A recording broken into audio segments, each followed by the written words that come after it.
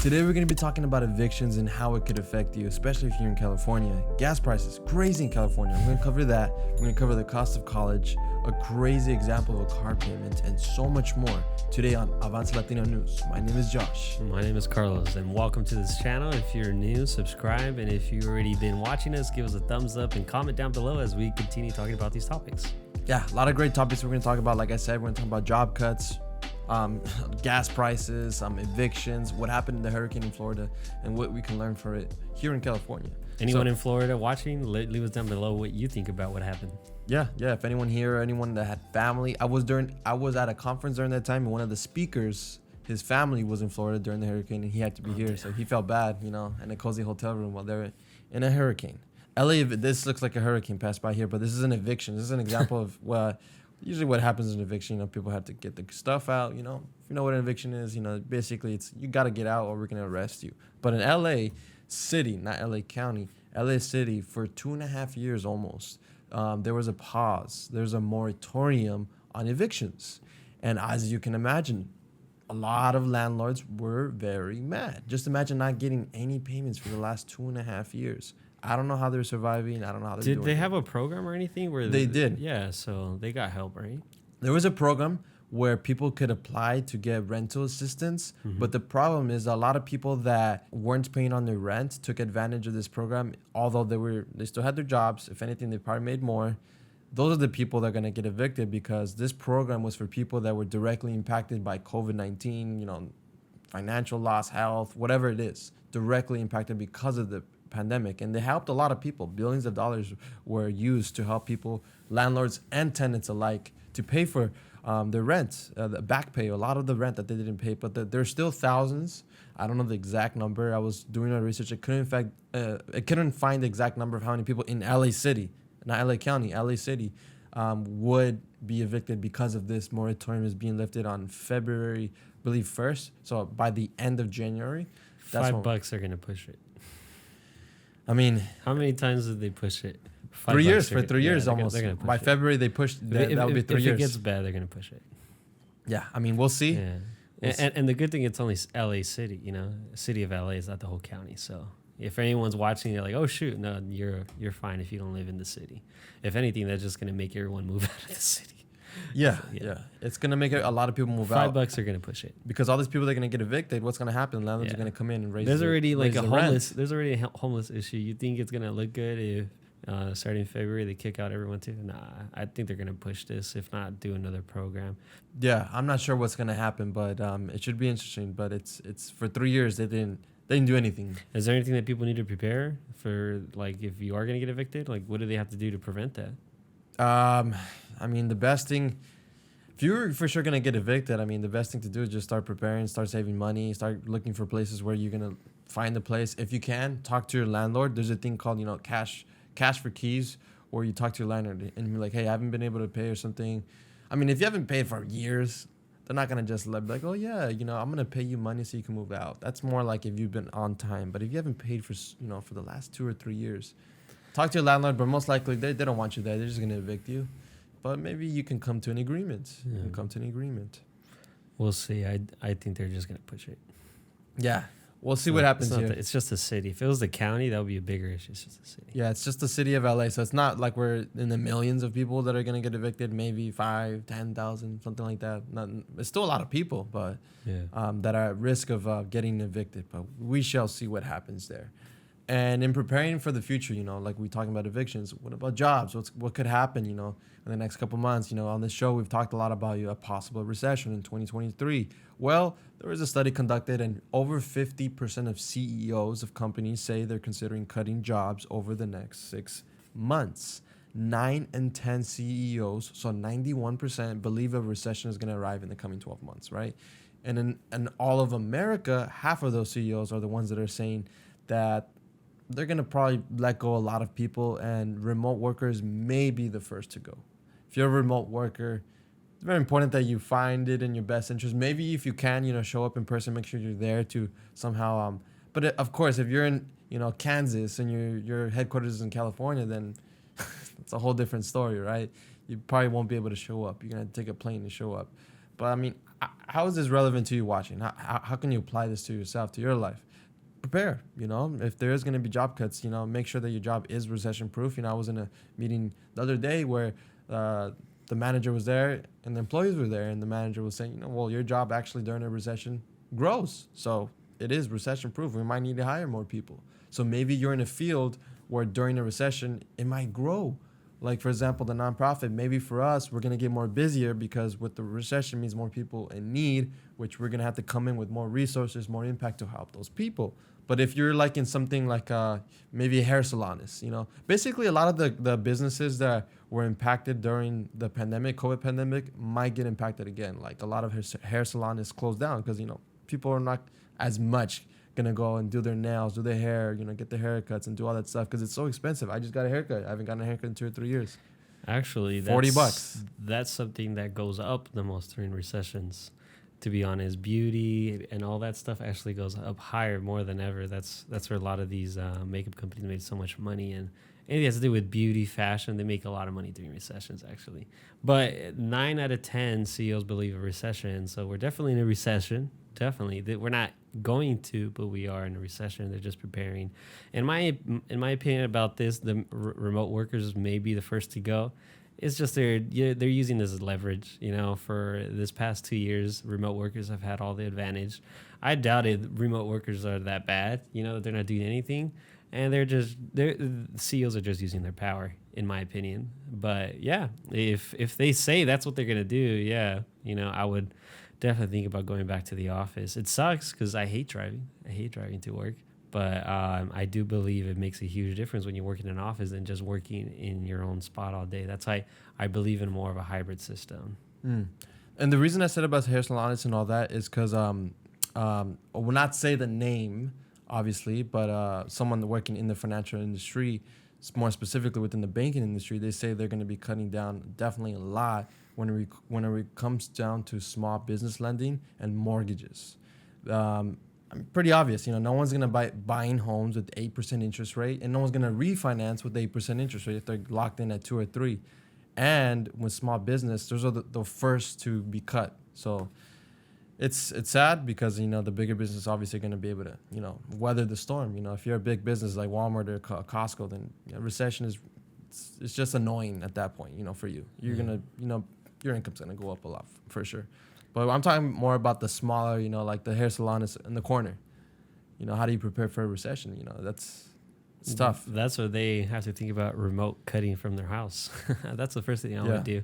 Figure out a way that I could just cut from my garage. That way I don't have to, having to pay a monthly. And that way you could be more flexible too with your hours. You don't have to be, I know not everyone's able to, but that's one way to do it. If not, they'll find a way. Isn't there apps too where you could call someone to go and cut your hair? Cuts. Yeah. So at the end of the day, there is ways around recession. Like, I know we talk about it a lot and it seems scary, but the Great Depression only affected 35%. So not everyone's going to get affected. It is going to affect a lot of people in a lot of different ways. But if you have been saving, doing what is correct, you should be fine. If you're someone that still is not saving, not taking their job that seriously, not really paying attention to what's happening in the world, then yeah, you're the one that's going to get affected and then blame, the government. So yeah, a lot of stuff that's going to be going on with jobs, just don't be scared. I know we talk a lot about recession, but if you're prepared, like you were saying, save that money, you're good. You're good to go. Now, oil prices are down. So what does that mean for all of us watching? So oil prices is, it's a good measurement of if it starts going down, that means gas prices are going to start going down. The profits are up, right? Because oil prices are down. And the reason why profits are up is because in California, even though oil prices are going down, our gas prices are so crazy right now. Look at this picture here. This is where we're roughly at in LA, like the city of LA. But where we're at, I think I'm like at $6.29 is what I paid this morning for gas to fill up my car, like $80. Crazy that oil's going down, the price of oil, but the gas is going up. Well, did you know that in California, we have the highest amount of taxes on our gas? Per gallon, we're paying a little bit over $1 just on taxes. And in a couple days or in a couple weeks, you're going to be getting $200 to $300, maybe, not everyone, $1,000, because of inflation relief payment. I mean, we've been paying this for almost a whole year. triple of what we're supposed to be paying, right? So it's like $200 is nothing. I'm pretty sure everyone would be happier if they got the taxes removed versus $200. Yeah, of course. But the government's never going to do that. That's where they make all their money. They make your money from your taxes. So why would they cut their budget? It's just they'll never do that. They'll trick you, be like, look at this pretty little treat here, while they're raising taxes. Yeah, I mean, one thing that they're trying to do in California is stop producing the summer blend of gasoline. So if you didn't know this, during the summer, there's a special mix called the summer blend of gasoline. Now, during the winter, there's obviously one called the winter blend of gasoline. What the governor is trying to do is no more summer blend, only winter blend, so that we can have a more production of this gasoline and it possibly lower prices. But I'm just like, oh, great, do that, but also no, let's waive the taxes for the next 6 months or the next year or something, because it's ridiculous. It's like, it's funny, those videos where Biden's like, lower the taxes. I mean, lower the prices. He's calling out to the gas companies. It's like, lower the gas prices. There's funny videos about that. I'm just like, that's not how it works. I mean, you're not going to just scare them into, oh, yeah, yes, Mr. President, we'll lower the gas prices. Well, yeah, but you're telling them to lower the gas prices, but it's the government that's raising the taxes on them. Yeah. So at the end of the day, it's not the gasoline stations. I'm pretty sure throughout this whole, gas is going up. A lot of people did a lot of research. Gas companies don't really make that much money. No. They make more money from their liquor store, their snacks that they sell, not really the gas. Yeah, the profit margin on this, even this being $8, it's not that they're making, so much money on the gas, like you said. Yeah, it's all the stuff that they're buying inside of here. Now, California, not in California, the whole U.S. So if you're watching outside of California, there's a rumor that possibly the U.S. is going to stop not stop producing, but stop exporting some of our gas to other countries, which that can affect us in other ways, because we're only going to be, all our gas that we have, we're not going to be selling across to other countries. It's only going to be within our country. Sounds good, but this is just their weighing in, right? Yeah, I don't think they'll do it.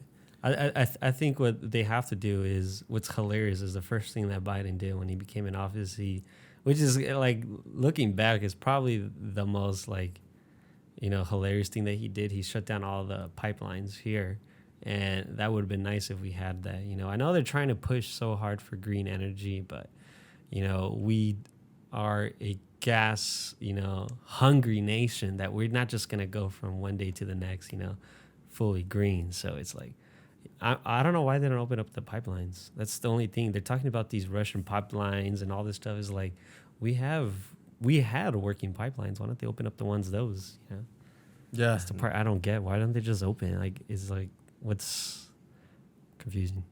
Yeah, the Keystone Pipeline, well, it wasn't open yet, but they were building it, and they stopped the whole construction of it, so it never got to open. And it's basically, a lot of people lost jobs because of that. But yeah, so he basically gave the power to Russia. He basically gave not even to Russia, but to OPEC. And I'm pretty sure you guys saw the news. You saw it too, that OPEC said they're going to cut their production. I don't know if you saw that. OPEC said they're going to slash their production, and Biden had a press conference talking about that he, like, how can they do that while we're going to head into the worst winter when Europe is facing a lot of demand? We are going to face a lot of, everyone, because what do you do in the winter? You turn on your heaters. So OPEC said that. So that's going to be very interesting. I doubt this is not going to happen. Why are we allowing countries like Saudi Arabia and Russia to drill, while here in the U.S. we would do a much better job? We'd do a much cleaner job, and we'll think more about the environment than someone in Saudi Arabia, or someone in Russia, So it's like, why are we being so dependent on these other countries? We should be more dependent on ourselves and be able to produce. And in the same way, take revenue from us producing the oil, making our, have you ever seen those charts about how much money the Saudi Arabian oil companies make? And then they compare it to the top companies in the, in NASDAQ, Tesla, Google, and all that. They're pretty high on how much money they have. And then the oil company in Saudi Arabia are like, boom. So just imagine if we had all that money here in the U.S. and what better use we would use it, instead of we're just giving money, to these other countries, making them richer, while they don't really care about the environment like we would. Yeah, no. Yeah, American gas. That's what we need at the end of the day. And, speaking about the U.S., just to pay tribute, to all the families that lost homes and everything. This past hurricane in Florida was terrible, and a lot of estimates are coming in. This might be one of the most costliest hurricane damage, up to $47 billion of damage that it caused, which is crazy. I mean, if you look at this photo, it's pretty crazy how these homes just were completely destroyed. I think it was a Category 4, almost a Category 5 hurricane. Just some interesting facts about what happened there. In Florida, the insurance policy, homeowners insurance policy, is roughly a little bit over $4,000, and the U.S. average is $1,500. Now, I don't know how much for right here, just in the city of Norwalk or in L.A., it costs. I didn't look that up, but that's crazy. That's $4,200. So I guess there's some pros and cons. If you're in California, you're gonna pay more taxes, right? You're gonna pay more gas, 3 times more almost. Florida, there's risk of hurricanes, right? There's risk of damage to your property. But if you have the right insurances, the right policies, which applies, how is this relevant to you today? Any sort of disaster, the importance of insurance and protecting yourself. A lot of people that I know, that I talk to, don't even have car insurance, and they're driving their cars just like that. And that's illegal here, though. It's illegal, but people get away with it. Or if they do have insurance, they pay the $20 insurance. That as soon as you get in a car accident, they're gonna block your phone number, not answer your calls, and you're gonna get screwed over. You technically have insurance, but it's crappy, right? The importance of having good, full coverage insurance for your cars, and we're not gonna promote an insurance product right now, but it's just the importance of protecting yourself, because stuff happens, emergency happens, and this is something extra from building your emergency fund, protecting your wealth.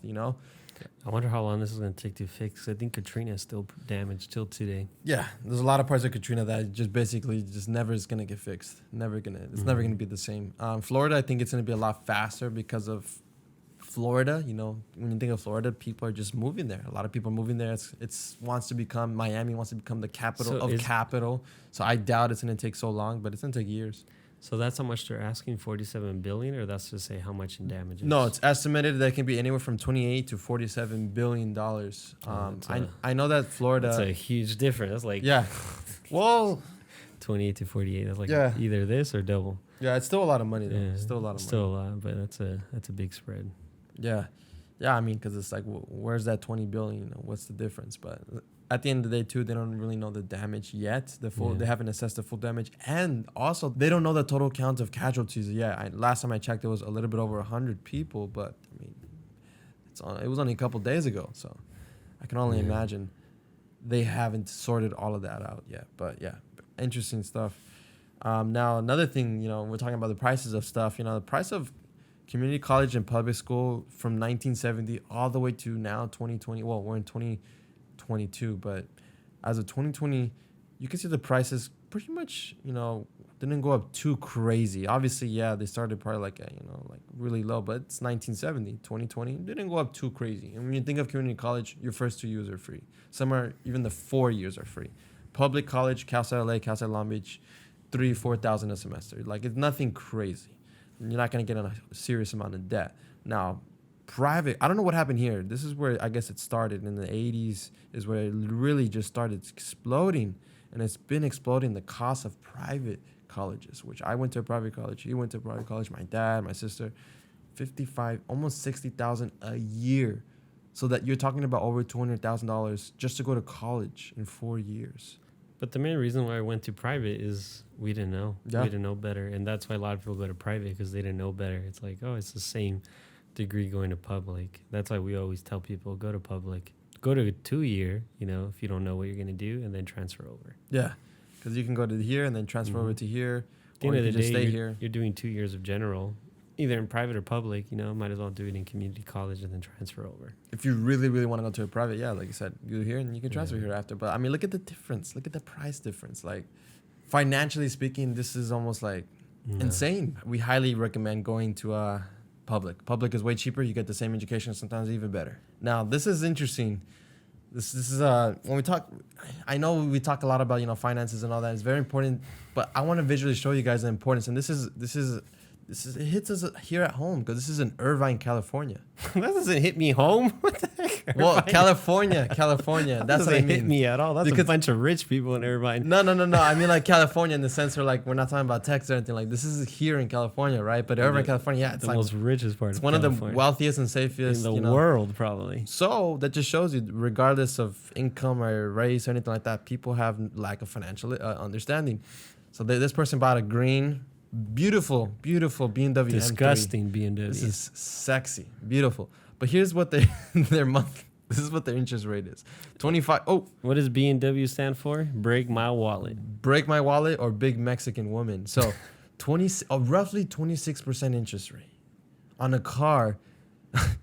Oh my God, that's almost $100,000. Is this a new or used? This is new. 144 payments. 12. How is this even possible? 144 payments. What's that like? That's dude. That's 12 years.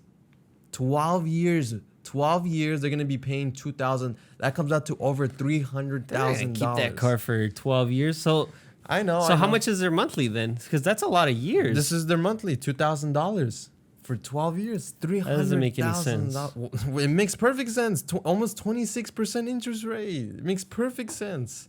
That's a stupid interest rate. Someone that gets 26% interest rate on a car, it's like, what? That's nuts. But who's giving out 12 years? I've never heard of that. There's some exotic car dealers I've seen that they do 12 years or sometimes even 15. Who keeps the car for 12 years? They don't keep it yeah, for 12 years, of yeah, course. But still, I mean, they say they keep it for 2 years. Most of their payment is going to go to the interest. Yeah. So when they do try to trade it in, they're going to owe $20,000, $30,000, $40,000 just to be able to buy another car, just to trade it in. So it's very, very terrible. Like 26, like, man, it just... I think this is a life lesson. Whoever is doing this, it's like Dave Ramsey always says, you're an idiot. He's like, what are you doing? So you needed this slap in the face to be like, who pays $2,000? They're probably either making millions of dollars. This is especially because they live in Irvine. No, I doubt they're making millions. You never know. They're not making millions. People that make millions, they're not this dumb to do this. There's kids who are filthy rich who don't even understand this stuff, and they get in debt like this.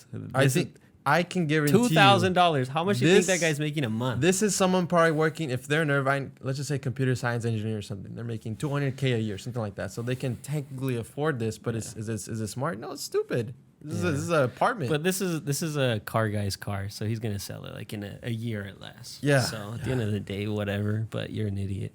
Oh, look, if the single payment loan and payment is 15 days late, you would be charged 5% of the payment. Oh, man. It's like over $100 or $50. I mean, yeah. Never buy a brand new car. I know there's people out there say buy a brand new car, but never buy a brand new car. Please don't buy a brand new car. No, never. It's the worst. That's money that you can spend. As soon as you walk out the lot, as sad as it is, you're gonna lose at least $10,000. It's just gonna appreciate, like boom, depreciate. Yeah, they say that it's good to get a car that's like 3-4 years old. And by year 5, I think it depreciated like the max. And after that point, you're pretty much paying. You're stagnant. Yeah, you're not going to lose that much compared to the first 2-3 years. Yeah, 5 years is good. It's a really, really good time to buy it. And that's why I'm looking at cars around that age, because to me, the car, like this car is okay or whatever, but I'd rather get the Lexus IS 500 V8. What is this, turbo? Yeah, whack. Who drives a turbo? That's not a muscle car. That's like I'll have to disagree on you. I'll take this over the Lexus all day. Every V8 day. naturally aspirated? Nah, I don't think this so. This is like almost 600 horsepower, but V8 naturally aspirated. Yeah, I mean V8 is turbo is whack. I love V8, but that sounds way sexier than that. I'll take this all day, every day. What would you guys take? Break my wallet over the Lexus. But what holds better value, this or the Lexus? Of course, the Lexus. But even the Lexus loses value the first 1 or 2 years. So yeah, but not like this. This in like 3-4 years. I mean, 5 years. Half. Exactly. Lexus would lose like 10 to 15,000. Yeah. So. Of course. Yeah. Of course. Lexus wins. And in regards to COVID resources, these are just some tips for you guys to stay healthy this fall. As we enter fall, even though it's like fall, but in California, we don't really experience seasons. For a day or two, we experience the rain, the cold, and all that. But yeah, I mean, these are things that we should all know. And if you don't, it's good to know. Washing your hands, avoiding touching your eyes and nose after. Like for example, I was marinating some chicken right now, and I put it to marinate. if I touch that chicken, I can possibly get salmonella on my hands. Imagine I touch my eyes and all that. Wash my hands, clean it off, right? So simple things like that is important. Stay home when you're sick. And, you know, getting tested, you know, when you feel like you're very, very sick and you have the COVID symptoms. But although people around me, I haven't heard, or just coworkers, friends, family, and just in general, I know people still getting COVID, but obviously a way smaller scale from before. But I haven't heard one case in like weeks or months now from friends and family. I don't remember when's the last time I got tested. Yeah, I got the home test, but those are, they're not as accurate. They're not as accurate. No, they're not as accurate. Yeah. And yeah, if you guys wanted to contact us in any of these platforms, you know, we're on LinkedIn, Instagram, TikTok, YouTube, Facebook, and Gmail. Email, you can email us right here, jadencon@dealcdc.com. And, you know, thank you for watching, and thank you for subscribing if you're on YouTube, and if you're on Facebook, thank you for liking our page and continue to follow us and supporting. Take care and have a rest of your day.